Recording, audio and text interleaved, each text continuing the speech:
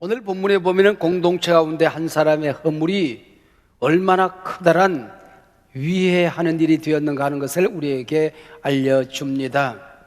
요단강을 전적인 하나님의 은혜로 건넜습니다. 난공불락 가나안의 첫성 여리고를 오직 하나님의 능력에 의하여 무너뜨리고 승리했습니다. 얼씨구 이거 봐라, 이제는 우리 이제 군사들이 대단해졌다. 그 다음에 만난 성이 아이성이라고 하는 조그만한 성입니다. 정탐꾼을 보내서 정보를 수집한 다음에 3,000명을 보내서 취기합니다. 그런데 36명이 전사하고 혼비백산 쫓겨옵니다. 여호수아가 땅을 치고 통곡하고 하나님께 여쭈었더니 가나안의 첫성 여리고는 하나님께 바친 성인데 그게 하나님께 바친 물건을 어떤 사람이 가져다 숨겼다는 겁니다. 그래서 조사가 시작이 되어지고 제비 뽑힌 결과로 아간이라는 사람이 잡힙니다. 그래서 아간을 쳐 죽이고 그 모든 가족을 죽인 다음에 아간의 골짜기 악을 골짜기에 쳐넣었다 하는 대단히 비극적인 얘기, 살벌한 얘기가 오늘 본문의 대략적인 내용입니다. 여리고 성을 점령한 후에 아이성의 이 실패 사건을 기록한 여호수아 7장을 읽어 내려가다 보면 이 사건에 몇 가지 풀리지 않는 의혹이 머리를 떠나지가 않습니다. 첫째, 이 사건에 아간이라고 하는 사람이 관련되어 있다고 하는 겁니다. 근데 성경에 아간이 범죄했다고 기록하지 않고 아간의 족보를 들먹이고 있습니다. 정조 할아버지는 누구고, 할아버지는 누구고, 아버지는 누구고, 아간은 어떤 사람이었다는 것을 아주 상세하게 소개하고 있습니다. 우선 아간은 유다 지파 사람입니다. 정조 할아버지는 세라인데 싹이 튼다라는 뜻입니다. 할아버지는 삽디인데 꽃을 피웠다는 뜻입니다. 아버지는 갈미인데 수확을 풍성히 거두게 되었다라는 뜻입니다. 이제 아간은 유다 지파 명가문입니다. 가만히만 있어도 풍성한 수확, 하나님의 은혜를 누릴 수 있는 어마어마한 집안이었습니다. 대합불사 아간 한 사람의 범죄로 말미암아 이 유다 지파의 명가문, 이 바로 아간의 가족이 모조리 죽었다 하는 얘기입니다. 우리 속담에 다 된 죽에 콧바트린다 하는 말이 있습니다. 죽을 쓸 때는 아주 조심해야 됩니다. 잘못하면 타잖아요. 잘 저으면서 죽에 물기가 잘 맞아야 하는 것 아닙니까? 근데 이제 풀려고 하는데 그냥 간격을 해서 코가 이만하게 빠져버렸네. 그래서 이 코하고 죽하고 섞여버렸어요. 먹을 수도 없고 안 먹을 수도 없고 다 된 죽에 콧바트린다 하는 말이 있는데 오늘 설교 제목이 다 된 죽에 콧바뜨리다 하는 제목입니다. 오늘 보면 마지막 25절 26절에 보면은 괴롭다라는 말이 나오는데 이 말이 아간이란 말입니다. 아간이 돌에 맞아 죽고 불에 타 죽어서 그 가족이 모조리 골짜기에 매장되어지고 멸망하게 되는데 그 골짜기 이름이 지금까지도 아간 골짜기, 아골 골짜기입니다. 대개 사람들이 이 성경 여호수아 제7장을 읽을 때에 여호수아와 자기 자신을 동일시합니다. 근데 사실은 오늘 본문이 우리에게 가르쳐주는 주인공은 아간입니다. 네가 아간이라는 거예요. 내가 아간일 수 있다고 하는 것입니다. 여러분, 여호수아만 자기와 동일시하고 나는 적어도 아간은 아니겠지 이렇게 생각하고 성경을 읽는 사람들에게 성경 연구가 고트발트라는 사람은 그런 말을 했어요. 여러분, 확신을 가지세요. 여러분 지금 성경을 잘못 읽고 있다는 확신 말입니다. 이 시간에 이 본문을 읽을 때에 하나님 내가 아간입니다 라고 고백하면 성경의 많은 귀절귀절 단어가 내게 다가오기 시작합니다. 오늘 본문 바로 앞장 6장 22절 이하에 그리고 2장에 가서 보면은 기생 라합이라는 인물이 나옵니다. 이방인입니다. 신부는 기생입니다. 근데 이스라엘 백성들이 광야 여행을 하고 요단강을 가르고 진격해 들어온다는 소식을 듣고 하나님의 살아계심을 알게 됩니다. 소문에 의하여. 그리고 하나님을 모셔드리고 하나님의 백성을 자기 백성으로 고백합니다. 그랬더니 이 여인이 구원을 받아요. 여리고의 모든 사람이 멸망할 때에 이 기생라합이 구원받아서 다윗 왕의 할머니가 되는 겁니다. 그래야 이 여인이 유다 지파 가문의 어머니가 되는 거예요. 어마어마한 사건 아닙니까? 근데 오늘 본문에 아가는 유다 지파 명가문의 집안입니다. 아차하는 실수 때문에 유다 지파에서 멀어지고 예수님의 적부에 들어갈 이름이 완전히 소멸되어지는 멸망받는 사건이 일어나게 되는 것입니다. 너는 지금 라합의 길을 가고 있느냐 아간의 길을 가고 있느냐 본문이 우리에게 묻는 거죠. 오늘 본문에 있다 보면 두 번째 의문점이 또 떠오릅니다. 문제가 있습니다. 이 상황이 지금 일어나서는 안 될 상황이라고 하는 것입니다. 이스라엘 백성들이 요단강을 하나님의 은혜로 건너왔습니다. 여리고 성을 무너뜨렸습니다. 그래서 이방의 모든 족속들이 여호수아의 이름을 들으면은, 이스라엘의 이름을 들으면은 정신을 잃어버립니다. 간담이 녹아내립니다. 그런데 이 아이성의 실패로 말미암아 모든 사건이 역전되고 마는 것입니다. 완전히 사기를 잃어버렸던 가나안 부족들이 사기를 회복하기 시작하고 오히려 이스라엘 백성들이 간담이 녹아내리게 되는 겁니다. 본문 5절에 보면은 이 일로 이스라엘 백성의 마음이 녹아 물같이 되었다라는 말이 나옵니다. 여러분, 마음이 녹아 물같이 되었다 들어본 얘기잖아요. 바로 앞장에서 이방 족속들 가나안 백성들이 바로 간담이 녹아내렸단 말과 동일한 말입니다. 근데 하나님께서 왜 이 사건에 간섭하셔서 이스라엘 백성들의 사기를 떨어뜨리는 것입니까? 왜 하나님께서는 당신의 이름이 땅바닥에 떨어지는, 그리고 당신의 영광이 짓밟히는 이런 일들을 지금 행하고 있는 것입니까? 지금 이런 상황으로는 가나안 땅에 들어갈 수가 없다는 것입니다. 가나안의 첫성 여리고를 무너뜨리는 것이 이스라엘 백성들 자기들이 한 게 뭐가 있습니까? 돈 거밖에 없습니다. 침묵한 것밖에 없습니다. 소리 지르라고 그래서 외친 것뿐입니다. 무너뜨린 분은 하나님이시죠. 근데 이스라엘 백성들은 자기들의 능력으로, 군사력으로 여리고를 무너뜨렸다고 생각하는 것입니다. 자기들이 이긴 줄 알고 3,000명이 들어갔다가 36명이 전사하고 이스라엘의 이름이, 여호수아 이름이, 하나님의 이름이 땅바닥에 떨어지게 된 것입니다. 경영 컨설턴트 짐 콜린스가 쓴 책 가운데에 위대한 기업은 어디로 갔을까라는 책이 있습니다. 멋지게 성공한 기업이 그 다음에 망하는 일들이 종종 있다는 것입니다. 왜 성공한 기업들이 망하는가? 첫 번째 이유가 성공으로부터 온 자만심 때문이라고 하는 것입니다. 성공했을 때에 더 처절한 자기 개혁이 있으면 다음에도 성공하지만은 이번 성공이 자기가 잘나서 그런 줄 알고 자만하면 망하더라는 거예요. 되는 일이 없더라고 하는 것입니다. 이 시간 여러분 가운데 기적적인 승리의 순간에 자만에 빠져 계신 분이 계십니까? 섰다고 생각하는 자는 넘어질까 조심하라, 성경은 말하고 있는 것이지요. 승리의 순간처럼 위험한 때는 없는 것입니다. 대군을 무찌르고 돌아오던 장군이 성문 앞에서 불불에 걸려 망실을 살 때가 있는 겁니다. 반대로 인생 살아가다 보면 커다란 위기에 부딪힐 때가 있습니다. 내 힘으로 이러지도 저러지도 못한 막다른 골목에 설 때가 있지요. 도무지 내 능력으로, 내 자원으로 감당할 수 없는 문제에 부딪힐 때가 있습니다. 이때 항복하지 않습니까? 하나님 앞에 무릎을 꿇습니다. 전능하신 하나님의 이름을 부릅니다. 그러고 나면은 하나님의 은혜로 승리를 하게 돼요.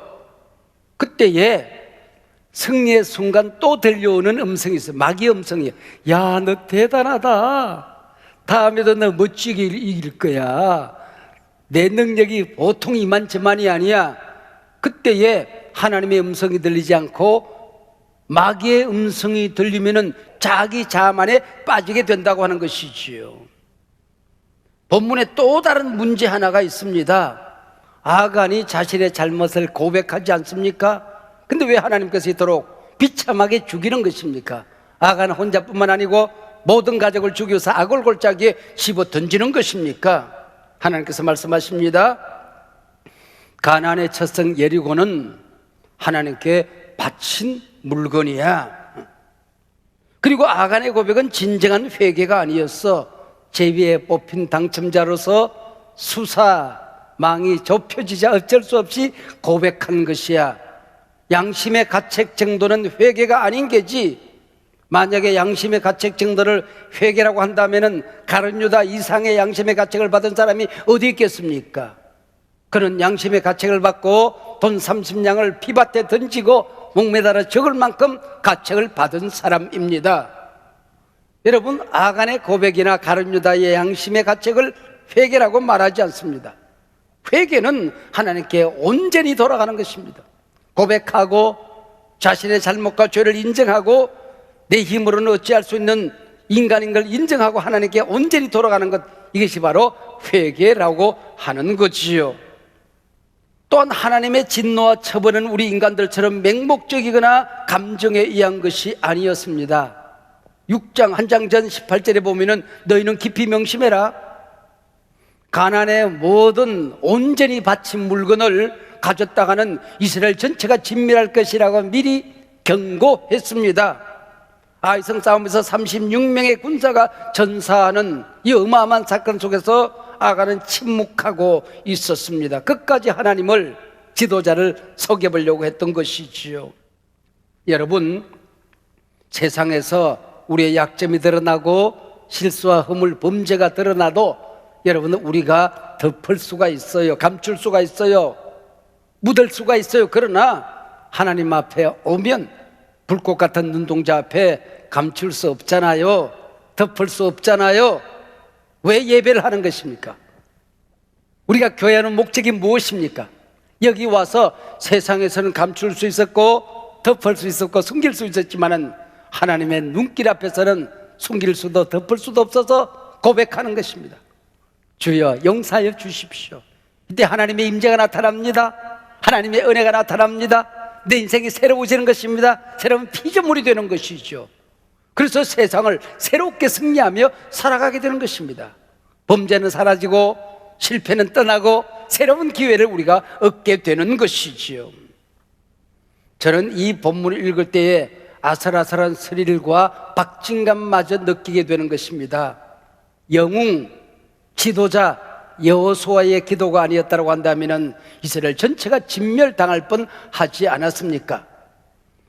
여러분, 믿음의 영웅이 누구입니까? 여러분, 실패당하지 않은 사람이 누가 있겠으며 어려움 겪지 않는 공동체가 어디 있겠습니까? 그 실패의 자리에서 어떻게 하느냐 여하에 따라서 절장부가 될 수도 있고 영웅이 될 수도 있는 것입니다. 여호수아는 과연 기도의 영웅이 아니었습니까? 해가 지고 달이 지면 이스라엘 백성들이 이길 수가 없었습니다. 그래서 그는 담대히, 여러분, 인류 역사상 처음으로 하나님이 만든 우주의 질서가 멈추어 서도록 기도할 수 있었던, 하나님이 살아계시면 하나님이 만든 우주의 질서라고 한다면 하나님의 손아서 이 모든 것들이 멈출 수 있고 새 역사가 만들어질 수 있다고 믿었던 사람이 여호수아입니다. 여호수아는 감히 태양이 멈추도록, 달이 멈추도록 기도했던 사람 아닙니까? 태양아 너는 기본 위에 머물러라. 달아 너도 아야는 골짜기에 그리할지어다. 이 담대한 여호수아의 기도를 듣고 하나님께서 왜 주저앉아 있느냐, 일어나라, 어찌하여 엎드렸느냐, 다시 도전하라 말씀하고 있습니다. 지금 이 시간에 행여나 커다란 인생의 어려움에 부딪혀서 실패 이불을 뒤집어쓰고 누워 계신 분이 계십니까? 양심의 가책에 짓눌려서 꼼짝달싹할 수 없는 분이 계십니까?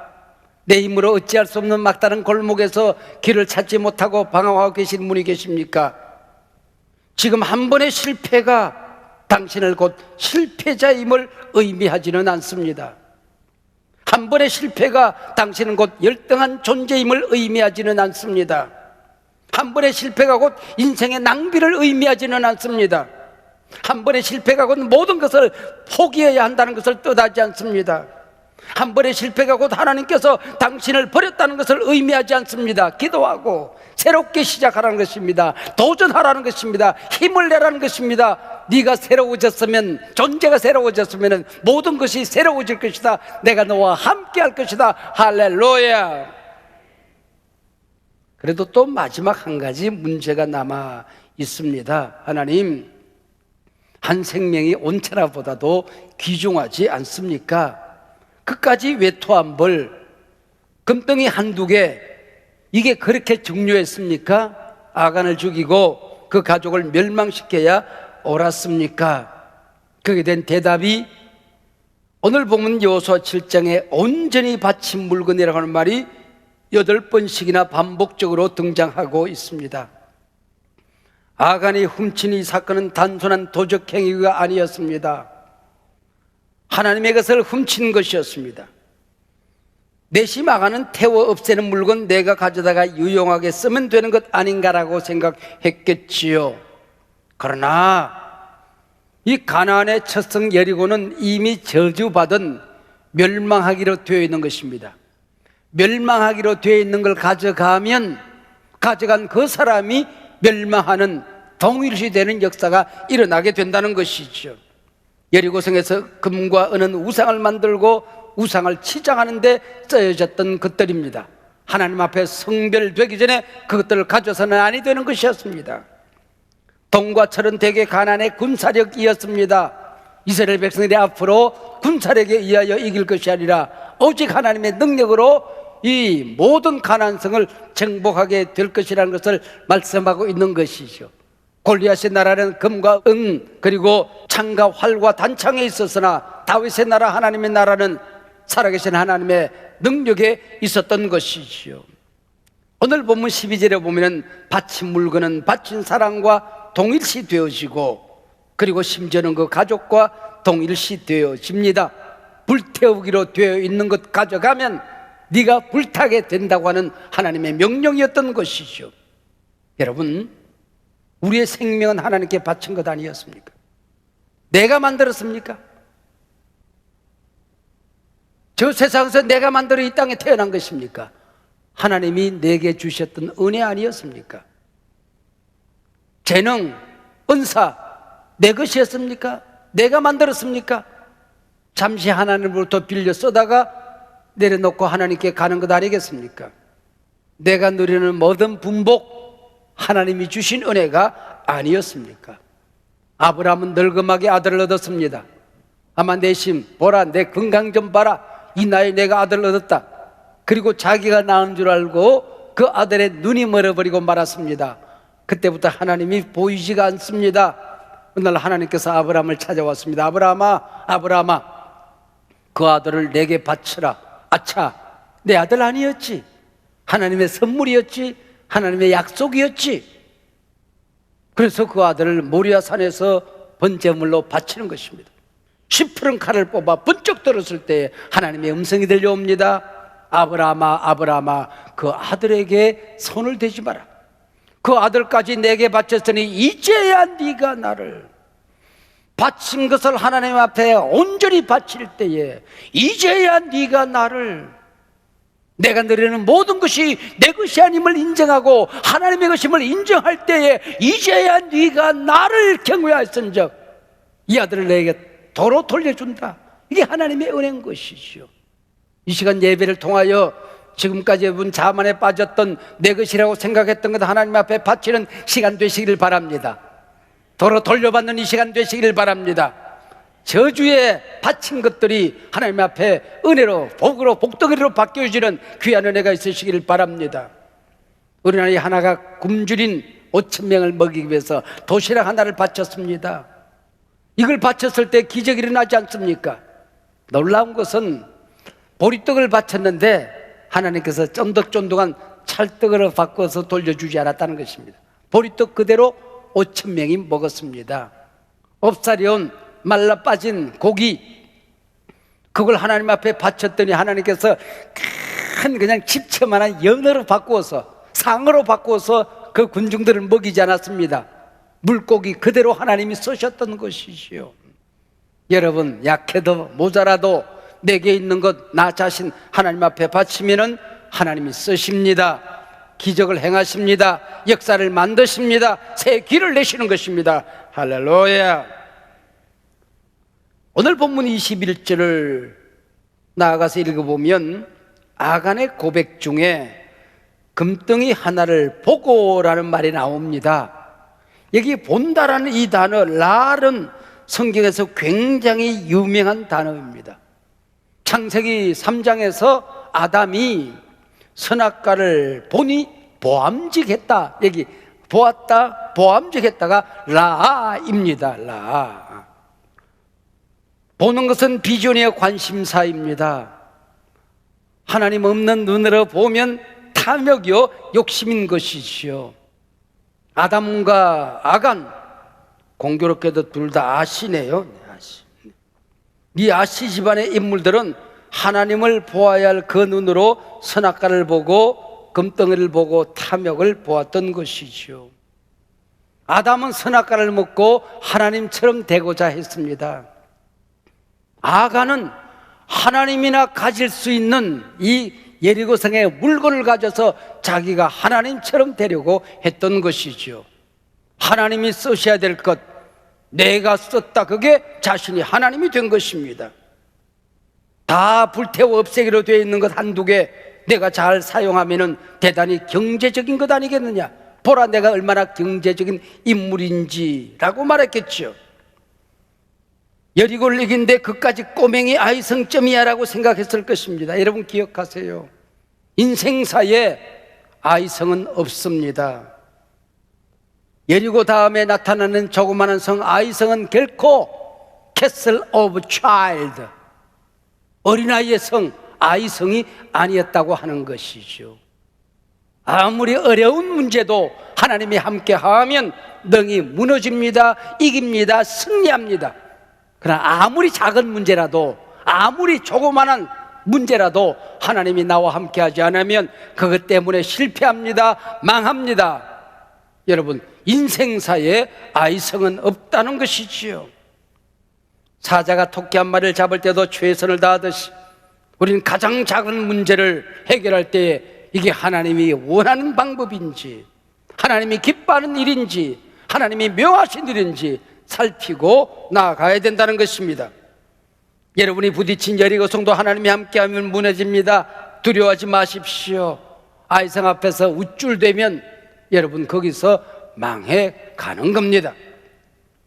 미국의 역사상 부호들 가운데 가장 의미 있는 선행을 가장 크게 감당한 한 사람이 있다고 한다면 제 생각에는 락펠러입니다.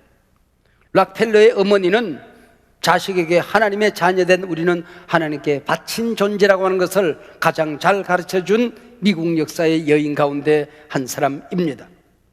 락펠러의 어머니가 남긴 교훈이 있습니다. 첫 번째, 예수 믿는 우리 한 사람 한 사람의 인생은 하나님께 바친 존재들이다.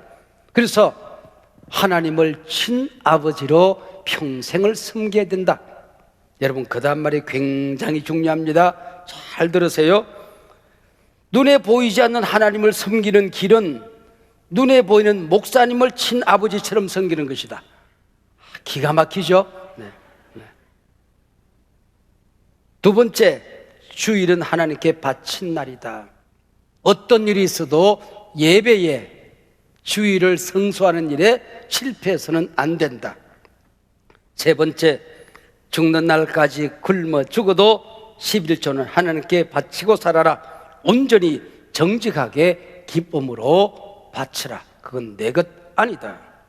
이것이 하나님께 자신을 바친 자의 삶이다.